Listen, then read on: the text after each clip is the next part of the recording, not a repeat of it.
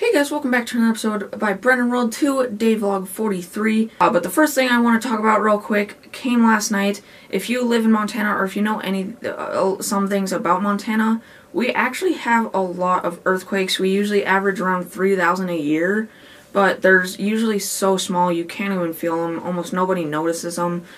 But they've actually been we've been like short this past year. We've been like short. We've only had like 700 instead of 3,000.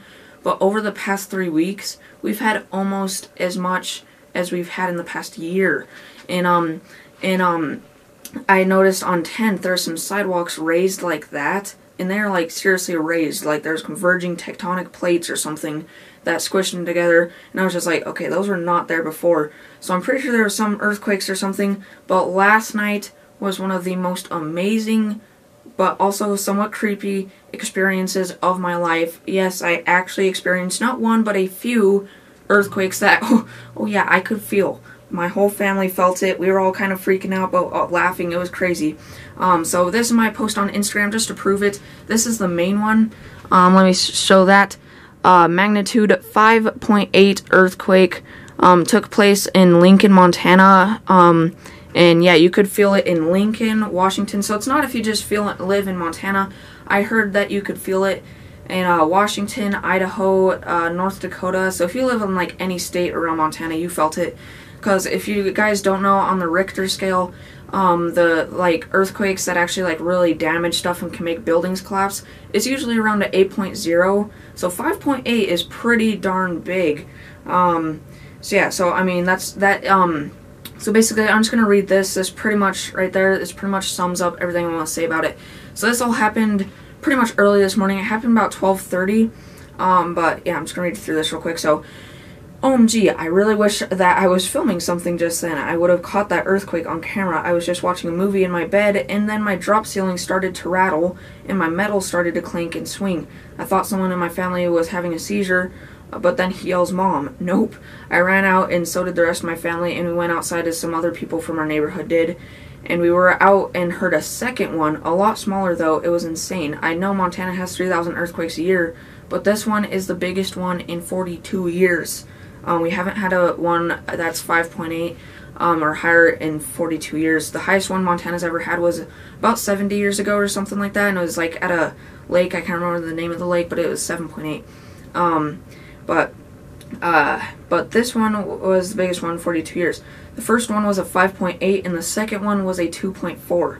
It's creepy because on 10th a few days ago I saw some really raised sidewalk that was not like that earlier in front of Check a Child. Crazy. So it was pretty crazy. That I just want to tell you guys about that. Anyway, moving on. Baby Driver movie review. Here it is. So Baby Driver is directed by Edgar Wright and is an action movie about heist coordinated by Doc, and the getaway driver is his second-in-command, Baby. Edgar Wright is easily one of the best directors working today for directing many movies such as Shaun of the Dead, Hot Fuzz, The World's End, Scott Pilgrim vs. the World, and much more. Baby Driver stars Ansel Elgort as Baby, Kevin Spacey as Doc, Lily James as Deborah, John Hamm as Buddy, Isa Gonzalez as Darling, and Jamie Foxx as Bats. Now, so far, this is the only movie I've went to in theaters in 2017 so far that wasn't on my list. But when I saw the trailers, I just had to go see it. So we went and saw it a little bit later than usual because we usually go on the official day of release, the day after, or very rarely the premiere. But this one, my dad and I went and saw on the 4th of July, 5 days after the official release. But anyway, going into this one, I thought it was going to be my new favorite movie of all time, beating Nerve, but no, I still absolutely loved it though. My current top 10 favorite movies of all time are Real Steel, Whiplash, Furious 7, Hacksaw Ridge, Logan, Baby Driver, La La Land, Deadpool, The Lego Movie, and then Nerve. That's least to most favorite, by the way, of my top 10. Anyway, the soundtrack is big with a list of around 30 songs, but this movie used its music the best I have ever seen so far. Basically, Baby was in a car crash when he was about 9 because of his mom and dad arguing and crashing into the back of a semi's trailer. So he got permanent ringing in his ears called tinnitus, which my dad, mom, Brayton, and I actually have in real life. Anyway, he listens to music with his earbuds all the time, and that's basically how he is such a great driver. So how did they use the music so amazingly, you may be asking? Well, we have seen gunshots be coordinated to parts on music, usually techno or something, But this one does it way differently by making really fast machine gun shots mixed up with pistol shots, etc. And it goes completely along with every note of a fast song on 2 scenes. But other than that, Baby slightly sings and moves along with the music while he's waiting for the heist to be over, or while he's driving, or even going to get some coffee.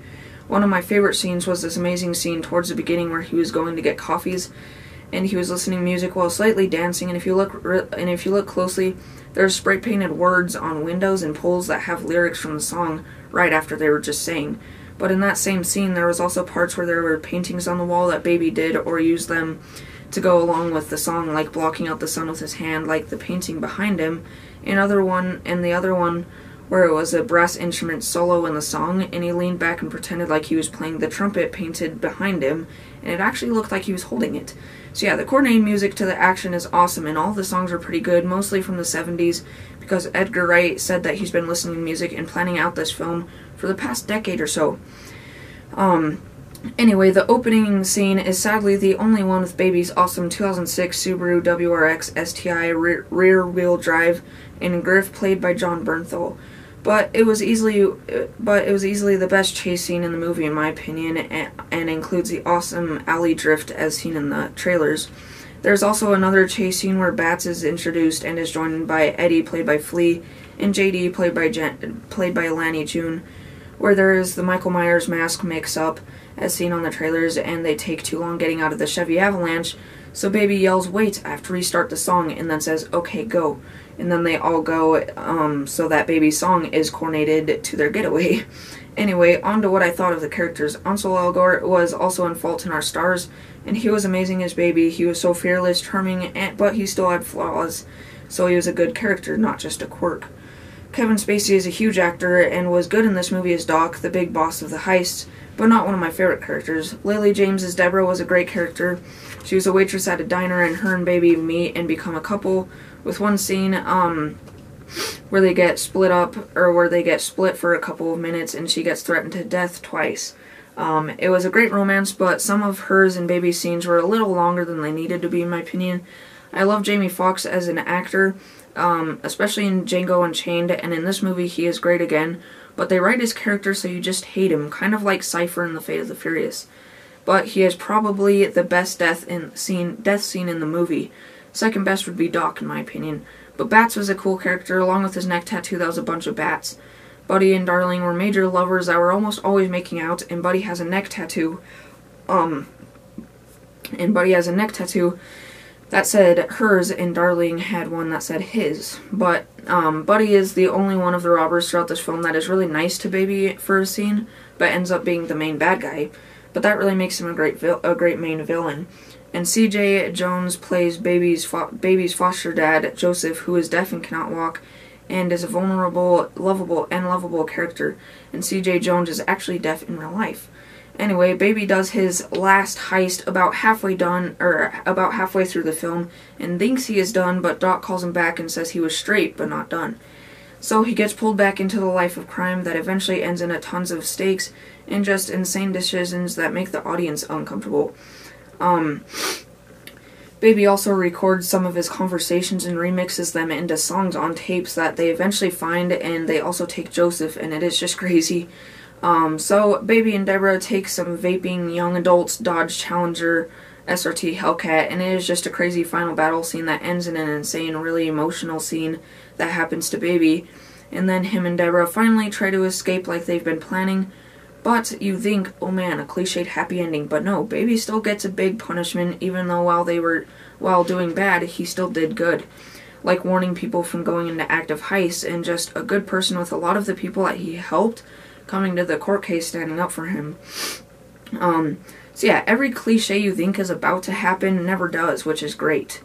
Towards the end, there is also a spectacular chase scene that just goes and goes, and Baby, for once, is only in a vehicle for about half of it, while the rest of it is just him running and doing awesome parkour. It was great.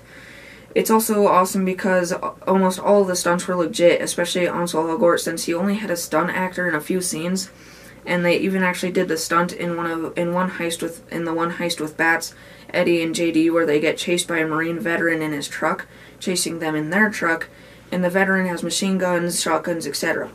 Anyway, they actually did the stunt where they drove around a vehicle on the street by driving on the side of a curved wall, and that stunt is really the stunt that is really legit and crazy is in that same scene where the veteran pushes them until they are sideways halfway under a semi's trailer, and they let Ansel Elgort keep one of the WRXs that they used. Plus, the WRX that I was talking about earlier was rear-wheel drive, which must have been customized for the movie for easier drifting, because unless you have an all-wheel drive vehicle with awesome features that allow you to drift like the amazing 2017 Ford Focus RS, it is pretty hard to drift like Baby does with all-wheel drive. And the only non-all-wheel drive vehicle that Subaru has ever made so far was the Subaru BRZ. Overall, my only complaints with this film is, again, a couple of the romance scenes, and it also got a little long. Even though the runtime is only 1 hour and 52 minutes, it just seemed like it could have been maybe about an hour and 40 minutes or so, about as long as Nerve. But it also has a lot of humor, like good jokes, random things, and Baby having more pairs of sunglasses in his pockets for whenever they get broken, and he just doesn't even care, and just pulls out another pair. He is pretty savage. But anyway, Baby Driver is an amazing movie, and I definitely recommend going and seeing it and buying it on physical media once it comes out, like I'm going to do, of course. So yeah, so that is my review for Baby Driver, not as long as my movie reviews have usually been, which is good, saves some time. Yeah, so definitely, again, I definitely recommend going and seeing it. But I really want to go see that, and I'm happy I finally did get to go. So yeah, so that's that was my little earthquake story, and that is now on to my Spider-Man Homecoming movie review. Spider-Man Homecoming is directed by Jon Watts and is the latest entry in the Marvel Cinematic Universe and the first Spider-Man standalone film by Marvel. Basically, in case you don't know yet, for Spider-Man 1, 2, and 3, and The Amazing Spider-Man and The Amazing Spider-Man 2, Sony has owned the rights to Spider-Man, kind of like Fox owns Wolverine and the X-Men. For Sony and Fox, Marvel still helps out, and it is still a Marvel movie, it's just not entirely made by Marvel. But finally, Sony gave the rights back to Marvel so that Spider-Man could be a part of the cinematic universe, and Marvel of course made it, but Sony was the one helping out this time. Sony does still own half the rights, as very soon they are making a Venom movie with Tom Hardy playing Venom and a Black Cat movie, etc. Anyway, Spider-Man Homecoming stars Tom Holland as Peter Parker / Spider-Man, one of my favorite actors, Michael Keaton as Adrian Toomes / Vulture, Robert Downey Jr. as Tony Stark / Iron Man, and Jacob Batalon as Ned. Now, going into this movie, I wasn't super stoked or anything, but excited still, and I was thinking it was going to be just like most of the Phase 3 Marvel movies, like my 3 favorite Marvel Cinematic Universe movies so far, Captain America Civil War, Doctor Strange, and my current favorite, Guardians of the Galaxy Volume 2. This one is probably within my top 10 favorite MCU movies so far, with the 2.5 phases completed so far. And Thor Ragnarok looks pretty good, Black Panther looks really good, and Avengers Infinity War is probably my most anticipated movie for the past 3 years or so. And that comes out like, I believe May 2018, something like that. Time that most like Avengers movies or Captain America Civil War, the big Marvel Cinematic Universe movies come out. Anyway, as you know, Marvel has had about 4 great villains in their MCU so far, not much. But I honestly think that this movie has my second favorite villain in the MCU, my first being Ego from Guardians of the Galaxy Volume 2. I mean, Ego is Peter Quill / Star-Lord's dad. But in this one, Vulture is great. He is the leader of a cleanup crew, cleaning up the destruction from the events of the first Avengers film, just when Stark's newly founded Damage Control tries to take control of his site. Him and his team start scavenging for Chitauri tech to make the Vulture suit and weapons. He is a scavenger for trash until he finds good stuff, like an actual vulture. What makes him even better is that it is later revealed that he is the father of Peter's homecoming prom date, Liz, played by Laura Harrier. And the car scene with Adrian and Peter right before Peter goes into the prom was so intimidating, put so much more stakes on Peter, and it was just great. Plus, I mean, he is played by Michael Keaton, who is an amazing actor and knows how to play a Birdman, because he was Batman in Batman 1989 and Batman Returns 1992, and the 5 Oscar-winning film including Best Picture, Birdman 2014, and now Spider-Man Homecoming. Anyway, now on to Iron Man. Many people worried about that this was going to be a Spider-Man movie trapped inside of an Iron Man movie, but luckily I can tell you it's not. Iron Man probably has about 25 minutes or so of screen time, but every time he was on screen it was really good. I'm not a huge fan of his new suit though, which is Mark 47. Marissa Tomei reprises her role as Aunt May, which is good because I do like her as Aunt May, but it's kind of weird. But it's just kind of weird how young she is for the character of Aunt May. Zendaya is also a pretty big character named Michelle, which is an awkward girl that is on Peter's academic team along with Flash, Liz, Ned, and a few other kids. I was worried about her being in it because she got famous from Shake It Up on Disney Channel, and it just didn't feel right with her being in a film this huge, at least not yet. But it ended up being fine, although she was kind of a weird character that said some things that were supposed to be funny but ended up just being weird and pretty dumb and cringy. Plus, she is crushing on Peter and Liz moves away at the end, and Michelle says that her friends call her MJ, who is Mary Jane, by the way, if you didn't know, which means that she is going to be a huge character to come, and she doesn't even have red hair or white pale skin like MJ, so I don't really know about that. I was thinking that Ned was going to be annoying, but he was actually one of my most favorite characters. He was hilarious, easily had the funniest scenes, and was a great comic relief. He has a ton of screen time and is Peter's best friend, and is the only one besides Tony, Happy, and some other superheroes that know Spider-Man's true identity until the very end, which I will talk about later. I really loved when he figured out that Peter was Spider-Man, all of the Lego Death Star scenes, and his confidence hat. Filmmaker and actor Jon Favreau finally reprises his role as Happy Hogan, since we haven't seen him since Iron Man 3, and he probably has more screen time than Tony does. Sadly, Gwyneth Paltrow also reprises her role as Pepper Potts, since we also haven't seen her since Iron Man 3, but she was talked about in Captain America Civil War. She's just not a likable character to many, and Gwyneth herself is said to be a brat on set, and is hated by many. But luckily, she is only on screen towards the end for about 2 minutes or so yeah, she's back now. Liz was a good character, and Flash Thompson is played by Tony Revolori, and has more screen time than I thought he was going to, but that's okay, he's an okay character. Another Spider-Man villain that is introduced is Shocker, which in this movie is Shocker number 1, played by Logan Marshall Green, and Shocker number 2, played by Bokeem Woodbine. Shocker number 1 is very quickly killed by Adrian after about 7 minutes of screen time or so towards the beginning of the movie, which is good because then Shocker number 2 is Shocker for the rest of the movie until he gets into a fight with Spider-Man outside of the prom towards the end, and then Ned uses the web shooter that fell off to trap him, and then it doesn't show him again. I'm guessing he got taken into jail or something. It is good though because Shocker number 2 is a ton more accurate to the actual Shocker. He uses one gauntlet that shocks people when he punches them, made by Adrian's scavenging crew. Many people are disappointed with Shocker, I'm not. Stan Lee's cameos do seem to be a lot longer in Phase 3, especially in Guardians of the Galaxy Volume 2, and he has another decent one in this movie. But who do we mainly want to hear about? Peter Parker / Spider-Man himself, of course. Tom Holland is pretty good in his role, being arguably the most popular and iconic superhero there is. But I still like Andrew Garfield's portrayal just a little bit better. But Tom is way better than Tobey Maguire, in my opinion. This movie takes place right after Captain America Civil War, and there's the scene towards the beginning where it is all seen through Peter's camera that he's vlogging with, and you see him get the new suit, and it even shows him filming and talking from a different perspective from the airport battle from Captain America Civil War. My favorite part being him saying there's Iron Man and there's Captain America and ooh, that's a new guy, he's cool. And then Tony yells under ruse, Peter says, oh, gotta go, and then you see the scene from Captain America Civil War where Spider-Man swings over, shoots his web, grabs Captain America's shield and handcuffs him, lands on the van, and says, hey everyone. It was great. Anyway, of course, Peter's suit is the exact same as it was in Civil War, but at the end, Happy brings Peter to the new Avengers HQ to meet Tony. He says, try this on after you go in there for that press conference, and an awesome, shiny, live-action version of the Iron Spider suit rises up. Sadly, Peter denies it and being a part of the Avengers for now, so we probably won't end up seeing that suit in action for a while. Maybe Avengers Infinity War if we're lucky.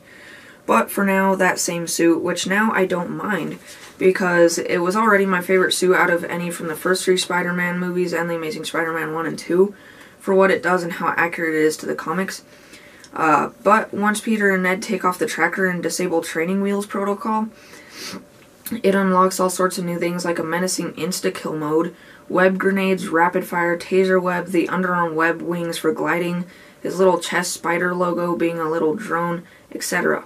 So it is really cool, but it comes with responsibility from Tony Stark that Peter can't obey, so he gets the suit taken from him after the awesome Staten Island ferry scene, and gets it back after the final battle, so he has to use his old suit that we see a little bit in Civil War, and Tony's quote, "If you're nothing without the suit, then you shouldn't have it," is like the new version of the classic Spider-Man quote, "With great power comes great responsibility."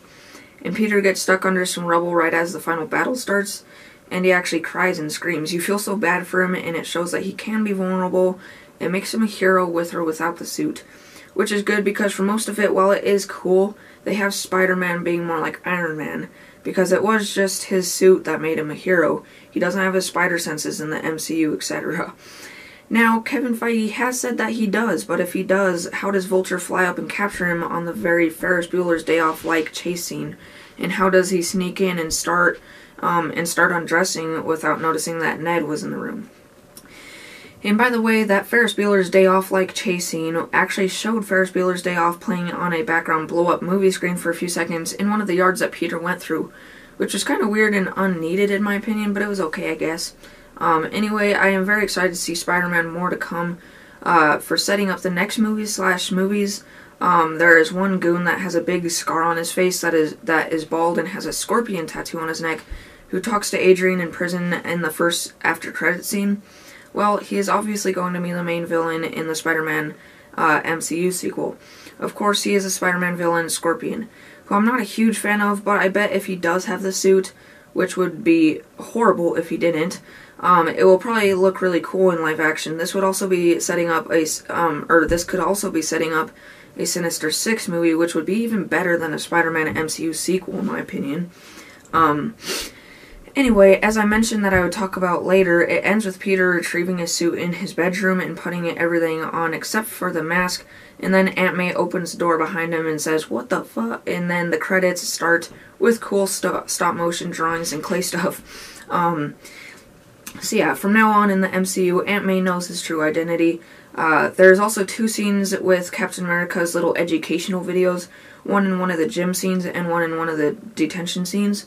But the second and last after-credit scene is a full-screen one. It is one of the most hilarious after-credit scene of all time in the MCU so far, in my opinion, because it is a lesson about patience, and he says, "Some patience is good, while some ends up sucking." Like how all of you in the audience just waited for all of these credits to be over so you could see something exciting, but no, just this. How disappointing. It was great. So anyway, overall, I recommend going and seeing Spider-Man Homecoming and buying it on physical media once it comes out, like I'm obviously going to do. My cons are some of the characters weren't that great, and it was a little too long, even though it is about average MCU length, being 2 hours and 15 minutes. I just think it could have been about 1 hour and 50 minutes or so, because it's not even an origin story movie, although that is great because we all know Spider-Man's origin, including Uncle Ben's death scene that we've seen twice, once in Spider-Man and once in The Amazing Spider-Man. And I've pretty much said all of my pros with this movie throughout this review. So did this beat The Amazing Spider-Man 2 for being my most favorite Spider-Man movie so far? Yes, I would say that it did. Now for me, it goes Spider-Man, Spider-Man 2, The Amazing Spider-Man, Spider-Man 3, The Amazing Spider-Man 2, and then Spider-Man Homecoming. So yeah, so that is it for my review. One last thing that I want to say that I forgot to type into my review is, if you don't know, ever since Doctor Strange, Marvel's opening logo has been this new one, and it's really, really cool. But this one, it was the same opening Marvel thing, MCU thing, but this time, instead of the music being just like the MCU music theme song going over it, they actually switched that song out with Spider-Man's theme song, his classic Spider-Man theme song that we all know. But it was like a little bit remixed and everything, and that was really cool, and I thought that was a really awesome addition. So I just want to tell you guys that. And yeah, so that is it for my Spider-Man Homecoming movie review. Okay guys, so one other thing that I forgot to mention, kind of a con with this with me, is the Civil War when Spider-Man was in there for a little bit. It wasn't that bad, but like in this it was a lot worse with his suit. Like when it's on him and it's like, it's pretty good, but it's still kind of just fake looking and like CGI, even though he was actually wearing it like on set and he had a real suit. It wasn't CGI. But for some reason in the movie it looks like CGI, but like eventually you get over it and you kind of just adjust to it. So it's pretty much fine. It's just like mainly when he's swinging around, he's like really just like floppy looking, and it just really looks kind of CGI. So that's a minor con, I think, but I just felt that I needed to mention that as well. So now on to the next thing. Okay, so yeah, so kind of speeding through everything. First off, I finally updated my YouTuber wall right here, because I subscribed to 2 more YouTubers that, they both upload about 3 videos a week, but they're both, founded by the same person named Matthias, or I don't know if that's his real name. I believe his real name is just Matt. I don't think his full name is actually Matthias. That'd be kind of cool if it is, though. But yeah, so first one down here is Team Edge. As you can see, that is actually Matthias right there. He used to be on Team Edge a lot more, but he's not on it that much. And basically, that's just one where they do awesome, hilarious challenges and everything. Matthias, he is definitely one of, if not my most favorite YouTuber currently, because it was Roman Atwood, Roman Atwood Vlogs pretty much. But Matthias, I would say, kind of beats him out. So those are the 2 things on my YouTube wall updated. So up next is these lights. As you guys know, on the last video I said sorry when I was doing the review for Transformers last night. I was saying sorry if this light's flickering, because it was flickering, but I got some new lights on this little rim thing, and then it's just flat and the light bulb is actually in there. So got a new light switch cover, finally. I've had this custom Curious George one, because Curious George used to be like my hero back when I was a little boy, along with the Wiggles and the Teletubbies. So yeah, but my mom got like this custom made one off of eBay, and I've had that for ever since I moved in here like 7 years ago. But yeah, I finally got a new one. We finally got we've had a Petco for a long time, like by our movie theater on like the other side of town. We finally, on 10th, our Sears that closed down and became a smaller one inside the mall, which was connected to the mall, but now it's just a smaller store in the mall. Though that place that the big Sears used to be, now it's a PetSmart and a Hobby Lobby. So we finally got a Hobby Lobby and a PetSmart, which is really nice. Finally, a pet store closer to our house, and a Hobby Lobby is just awesome. They have like just cool things for like every hobby, like movies, art, everything.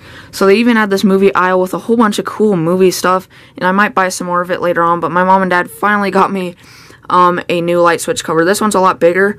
As you can see, it is movie themed. It's like really 3D, and it's really satisfying to feel. And it just says lights, camera, action, so it's actually movie themed, and definitely really like that. So if you want to see a before and after picture, that will be right here.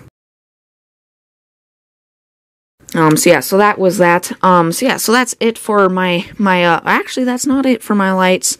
Right here you can see I got my my little remote right here. So here is my remote. And basically, I've been wanting these for a long time, these LED strips, mainly to put under my my desk, so it'd be more like a little YouTube studio type thing. But you have to get either really expensive ones that you can like trim or something, or just like the little like single lights that you put all over underneath there. That aren't strips, they're just little circles. We couldn't, if we could trim it. It was 16 foot, what me and Brayton got, because Brayton has them too. But I got these this past Monday for me, because we ordered them off Amazon last Friday, I believe. But basically you could trim them, but wherever you trimmed them, that way that those lights on were not usable anymore. If you wanted, to trim them and like have more, you would have to get another one for another remote. So we didn't trim them, used all 16 feet. So basically they're going all the way around my bed, except for right there. Because it wouldn't really work right there, but they're going all the way down there, all the way down there, and all the way down there. And it was pretty hard because my dad and I not only had to install it, but the adhesive is not that great. So they kind of fell down on me and Brayton. I actually had to go under there and put like a piece of tape like every 6 inches or so. But I got it all fixed. So basically there's all these options, and I always usually keep it on cyan. That's what I sleep with. You can barely see it right now, but if I turn off the lights, you can see how cool that looks. It's like on the early Fast and Furious movies, there's always like underglow and everything. Yeah, you can just see it under there. It really lights up all my storage containers back down there.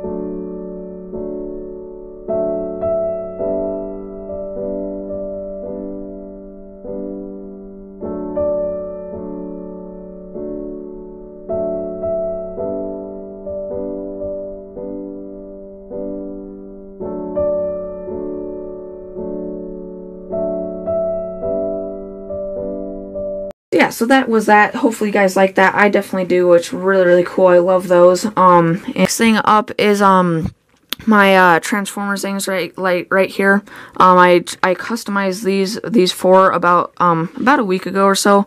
But I actually have a few, quite a bit under my bed. I used to collect them, be a huge collector, but of course I have my ginormous Optimus Prime right there that my dad got me when he was deploying back in like 2010 or something like that. His lockdown right there. I can't show you him too well, but I actually did film, again, I did film a about 2-minute video clip, actually pretty much right after I finished them about a week ago, where I actually show the backs of them and I go really into detail. But just to show you, I put lockdown over here, and you can see pretty much all I had to do on him was dry brushing, and I did do some black accents in some places to make him a little bit darker in some places, but mainly just dry brushing. And I also did put draw that battle scar on his eye that he has in the movie, which you cannot see because it's not focusing, but you can kind of see it there. He does have that battle scar, yeah, right there. But yeah, that is Lockdown. And these three over here is, of course, Drift. He's probably needed the most, because all of his like padding and everything, all that stuff was just blue, but in the movies it has black with blue edges, and that looks so much more cool. I wasn't expecting that I was going to be able to do it so accurate and everything, but look at that. That looks really, really cool on his padding and everything. And not only that, I also customized his swords and did all the black, because he's actually a lot more black than that, so I did some black on his chest.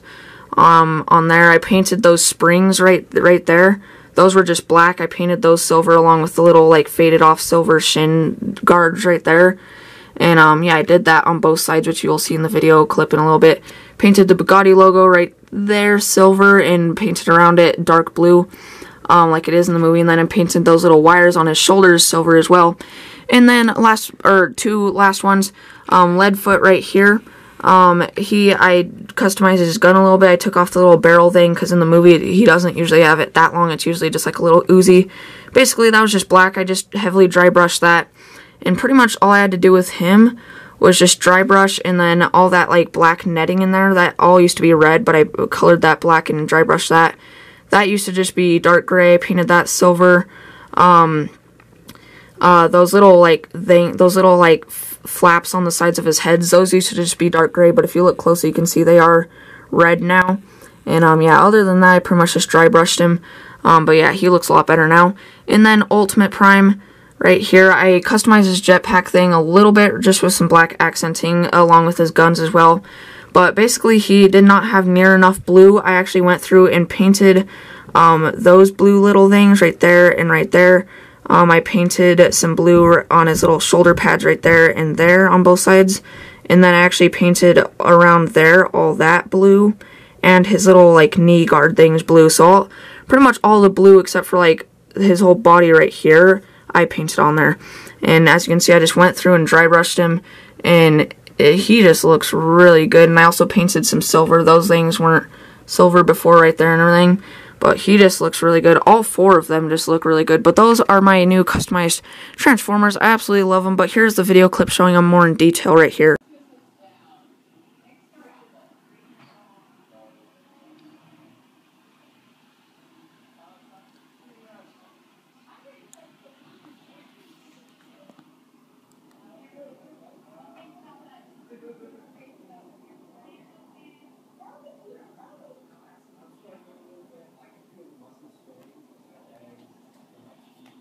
So yeah, so the last thing I can film for today is not showing you guys anything, but it's actually an announcement, and it's a pretty big announcement. So as you guys know, or as most of you guys probably know, last summer I was saying that we're probably going to go to Seattle, because I have been to Seattle before. My family has been to Seattle before, but it was, I believe, about 6 years ago or something like that. So it was a while ago, and I now realize that there's a lot more to see there, and I am completely hyped. Yes, this summer we are for sure now going to Seattle. I actually made a list of all the things that I want to go see, and I not only did I write what it is, but I wrote the address of where it is, and the if it has opening and closing times, I wrote those. But my list, I can pretty much remember it. Of course, we actually went up to the Space Needle. We went up to the top and everything. We actually did that twice last time we went. But of course, to get some pictures and video clips, it's one of the most iconic towers in the world. And probably my favorite tower in the world after the Burj Khalifa. We are going to the Space Needle again. My mom's sister actually lives there too, so we're going to visit her, of course, and get some time with her because we rarely see her. I think I can only remember seeing her one other time in my life, I think. Maybe once or twice, but yeah, so we're going to go see her. We're going to the Seattle Seahawks Stadium, which that's not going to be too cool. Just, I mean, it's my favorite football team, the Seattle Seahawks. There's also other teams that play there. I believe the Seattle Mariners play there. There's a few teams that play there, but it's actually called the CenturyLink Field Stadium. I just want to get some pictures of that. You can only get like pictures of the actual field with like the Seattle Seahawk logo and everything on it if you're like actually in the stadium, or if it doesn't have it has like little edge ceiling pieces, but it doesn't have a ceiling through the middle. So if you get like a helicopter ride, you can get cool pictures, but I mean, like, from the outside, I imagine they'll probably have some Seattle Seahawks banners or like pictures or something, so that'll be cool to get pictures of. And it'll probably be the biggest stadium I've ever seen in my life. Yeah. So, along with that, we are also going to the Gum Wall, because we forgot to go see that last time. And also, it's actually becoming a health hazard in Seattle. So they're actually starting to like spray it, like freeze it, the gum, and they're actually starting to scrape it off. So we want to go see it. I don't know if they're doing it. I don't know if they're like completely getting all the gum off, or just some of it. But if in either way, we want to go see it before it's either completely gone or mostly gone. So yeah, we're gonna see that. If you don't know what that is, it's basically walls of like a complete alleyway filled with just gum, and you can add gum. It's kind of gross, but also it looks really cool. It's like huge. Along with that, we're also going to Pike Place Market. It's like the most iconic market in the world. Not too exciting, but you can get some cool photography there. As you guys know, of course, I'm into photography quite a bit. And yeah, so we're gonna go see that. And right around the corner from Pike Place Market is probably, honestly, my most excited thing to go to Seattle. As you guys know, I made a poster of all the coolest cars I've seen in my life, like Ford GT, Lamborghini, Hurricane, Bellevue, which is actually across the river from Seattle. It's an expensive city. That's they import like special edition cars, like that Lamborghini I saw. He imported that from Bellevue. Yeah. But there's that, and the Audi R8, 2017 Audi R8, of course, the GTR, those two Corvette Stingrays, oh, and quite a bit more. So yeah, but now I'm probably gonna have to make a second one of those posters. So yeah, so basically, right around the corner from Pike Place Market, I guess Seattle actually has a Ferrari and Maserati dealership. And not only do they have Ferraris and Maseratis there, but they actually have a few Porsches there, Porsche 911s, which I've seen one of, I believe. But they have a couple there. They have a few Bentleys, which I've seen a Bentley Continental GT, which is also on my poster, but still be cool to see more of those. And they have like tons of Ferraris and tons of Maseratis, which I haven't seen any Maseratis or Ferraris in my life so far. So those will be very cool. The most expensive Ferrari they have there is this one from 2011. I can't remember the full name because it's really long. But it's 700,000 something like that. It's crazy. I'll be like scared just taking pictures of it, because like it's like that's more expensive than my life. So it's crazy. But I'm very excited to go see that. And another thing is I really want to get a picture of the skyline like at night of Seattle. So I imagine we're probably gonna have to go over the river to Bellevue. They probably have some good spots to get a picture of the skyline, so I'm probably gonna wait for like nighttime, and then we're probably gonna see, I can't remember if there's like there must be a bridge over to Bellevue somewhere, but if not, we actually rode on a ferry last time, and you can probably ride the ferry over there, because on that ferry there's also this Red Robin's. It's my favorite Red Robin's I've ever ate at, and you can actually go on to the little porch outside and throw french fries onto the ferries down below to the people.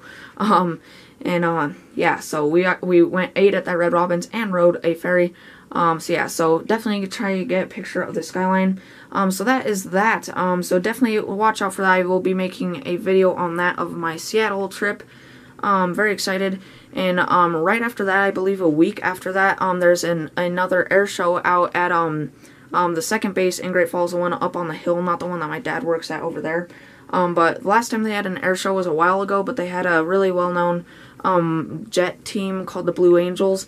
This year they're not having the Blue Angels, sadly, but they're having a whole bunch of other stunt jet teams that I don't really know about them. But the main thing I'm excited for is they have, like, I can't remember what they're called, but it's like something customs, and they actually race a Porsche, some sort of Porsche 911. I can't remember the exact year and version, but it's a Porsche 911 or something like that, and a Ferrari. I can't remember what year or exact version of the Ferrari either, but it's a Porsche 911 and a Ferrari, and they race jets with them, so they are going to be there, and I'm very excited for that because, of course, by the time we go to Seattle, I will have seen tons of Ferraris. But I've only seen one Lamborghini in my life, and I'm imagining I'll probably see like a couple Lamborghinis in Seattle, but if not, I've only seen, I've only seen, or actually, no, it's not a Porsche that's going to be there. It's going to be a Lamborghini Gallardo and a Ferrari. I don't know why I was saying Porsche.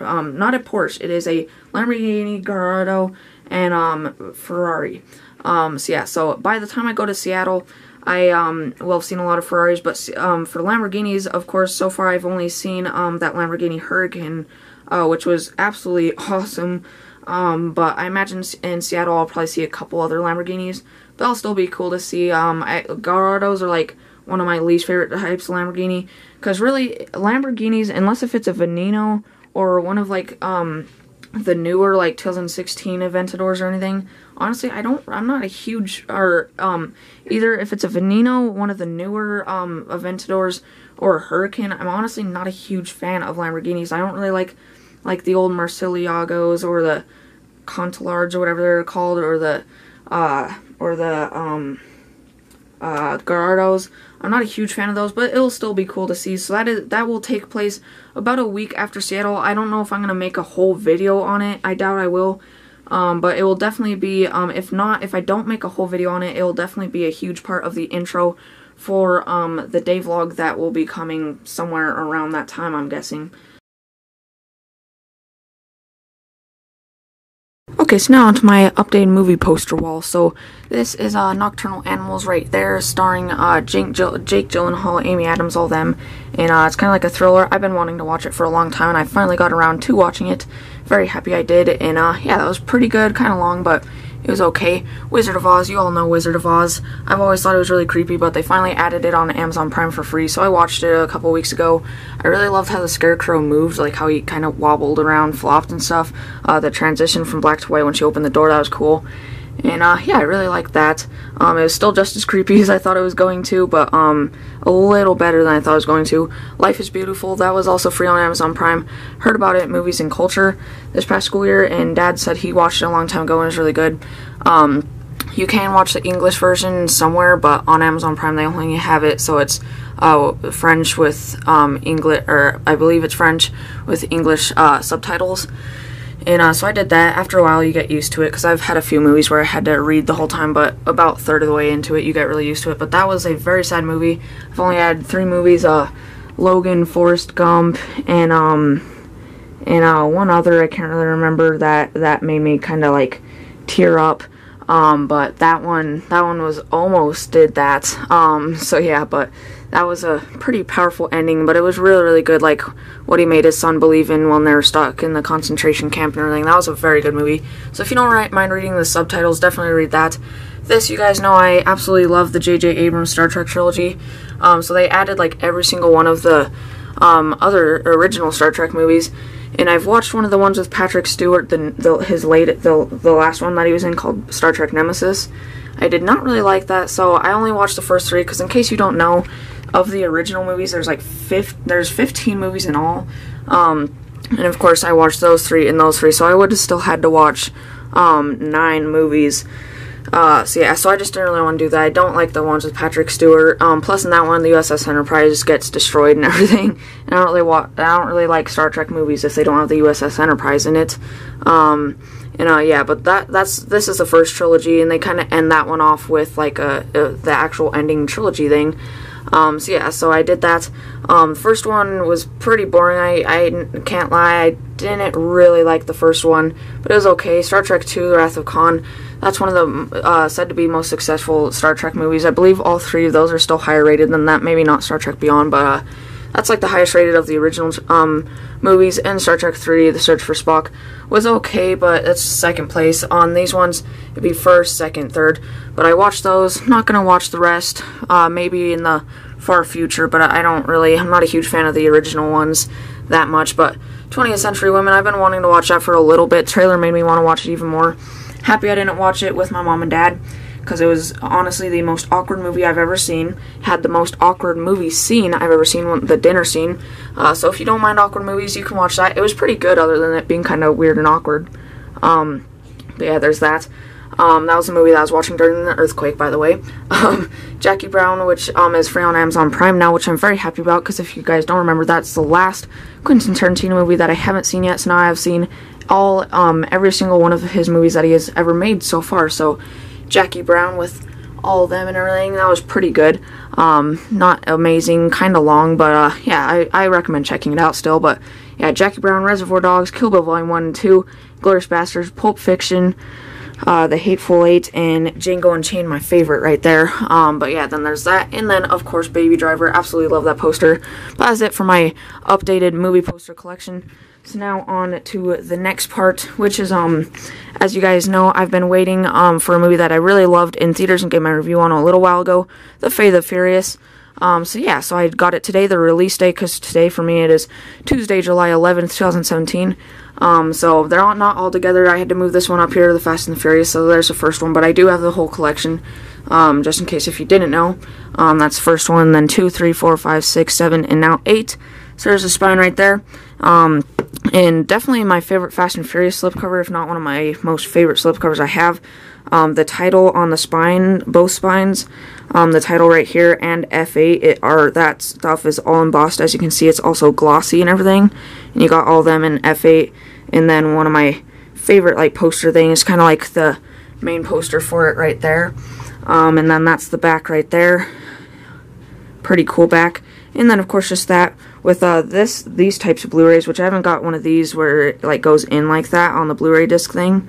But I haven't got one of those Blu-rays in a while. Usually they come with like Marvel movies, but very happy to finally own this. I absolutely love this movie, and I watched it today for the second time, because of course I went to go see it in theaters once, and yeah, I watched it today, and I actually liked it almost more than I did in theaters.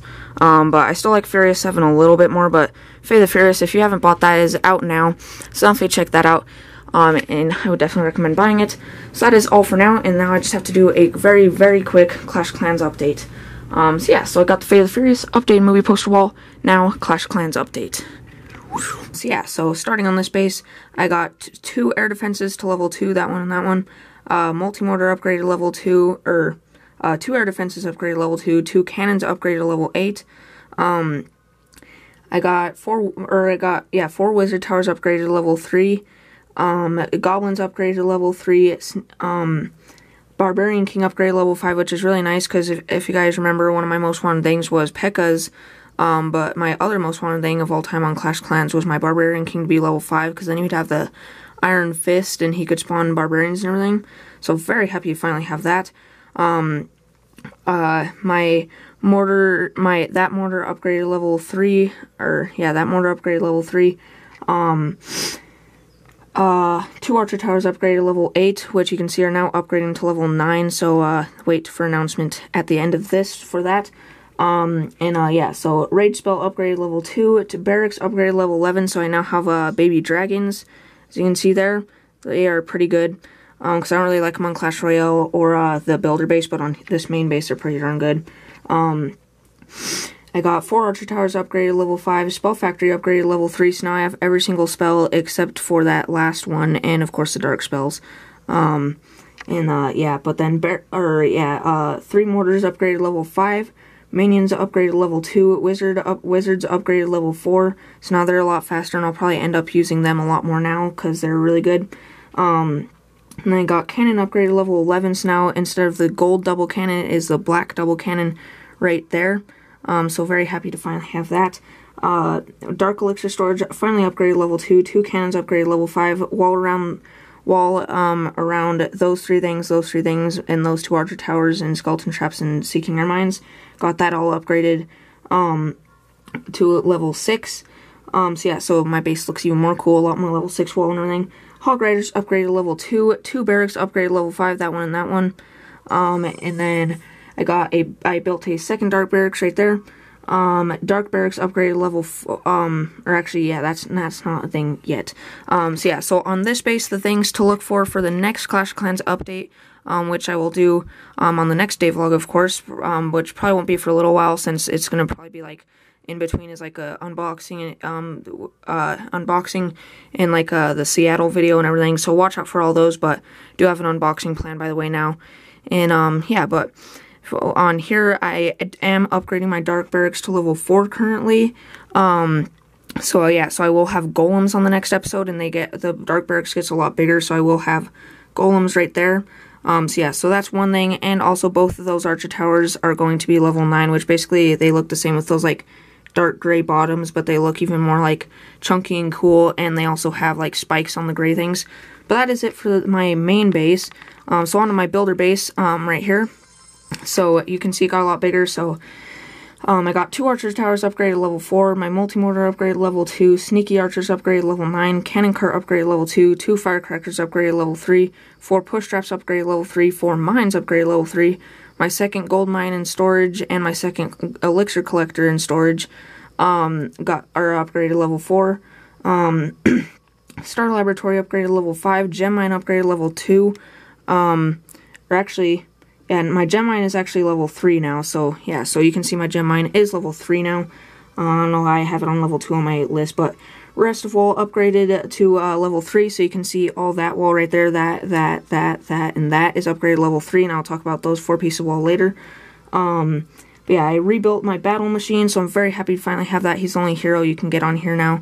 But I did that a while ago. You can see all my troops there now, and I have the battle machine, so he's pretty helpful. Take all the hit points for everyone else, and pretty much all that stuff. Hidden Tesla upgraded level 4, 2 cannons upgraded level 4, second double cannon upgraded level 4, crusher upgraded level 4, 3 spring traps upgraded level 2, guard post upgraded level 2, finally. My first gold mine in storage, and my first elixir collector in storage are all upgraded level 5. And then my Rage Barbarians are upgraded level 10, so now instead of 20 I can hold 30 and everything, so you can see the Sneaky Archers have like the crown thing, and the Barbarians have the little helmet things. And then, yeah, so then I got my Builder Hall upgraded to level 6 with the new update that came out a couple weeks ago. So yeah, so then I got 4 new wall, and I upgraded that to level 3, which is those 4 new pieces of wall right there. And along with that, I got a second Mega Mine right there. And then I got a 5th mine upgraded to level 3 right there. And then a 3rd archer tower upgraded level 2. Bombers upgraded level 4, built to roaster, which is the new thing with Builder Hall level 6, which is right there. That's a very good defense. So yeah, so I got that. Builder barracks upgraded level 8, so now I have that level 8, so now I have unlocked the new troop on here, Night Witches. So yeah, so that is very nice. And the last thing is Boxer Giants upgraded to level 5.